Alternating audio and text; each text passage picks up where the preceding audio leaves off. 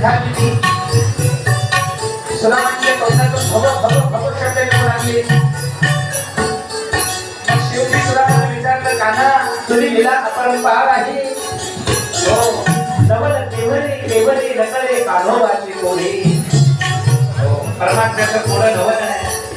मग सुदामाने सांगितलं, हे कान्हा, हे परमात्मा, हे कृष्ण, तू यांचा पती आहे, यांना सर्व आख्याने आहे. तर आता असं कर, तूच माझं दर्शन केली, तुलाच आशीर्वाद देतो. आणि लक्ष्मीपती भगवान आज सुदामांच्या चरणाला लागलेले आहे. लक्षात ठेवा.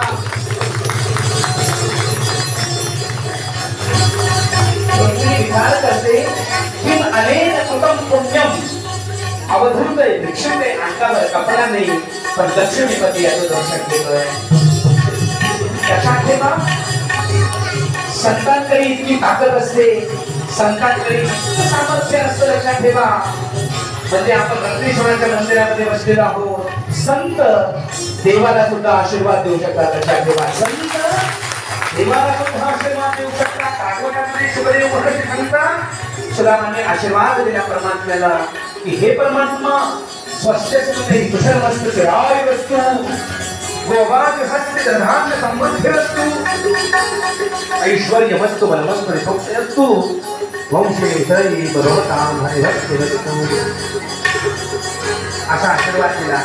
आता ह्या कथेच्या 2 मिनिटं तुम्हाला सांगतो. आज आपण सद्गुरू लिंगराज महाराजांच्या पादुका या रत्नेश्वराच्या मंदिरामध्ये बसवलेल्या आहेत. आपण सर्व बुद्धिजीवी आहोत. काही काहींना असं वाटत असेल की रत्नेश्वराचं मंदिर खाली पादुकावर, असं मनामध्ये विचार येऊ देऊ नका. संतांचा अधिकार एवढा आहे. आणि संत लिंगराज महाराज हे महादेवाचे साक्षात अवतार आहेत. शंकराचे मूर्तिमंत अवतार म्हणजे भगवान, शंकराचे मूर्तिमंत अवतार म्हणजे सद्गुरू लिंगराज महाराजांच्या ठेवा. मग काहींच्या मनामध्ये जर शंका आली असेल की पादुकावर, मंदिर खाली, असं नसतं. संतांचा अधिकार तेवढा आहे. लक्षात ठेवा. संत देवाला पण आशीर्वाद देऊ शकतात. लक्षात ठेवा. संतांचा देव. म्हणून तुम्हाला माहितीये, दुर्वासानं कृष्णाला सुद्धा शाप दिला होता. लक्षात ठेवा. दुर्वासानं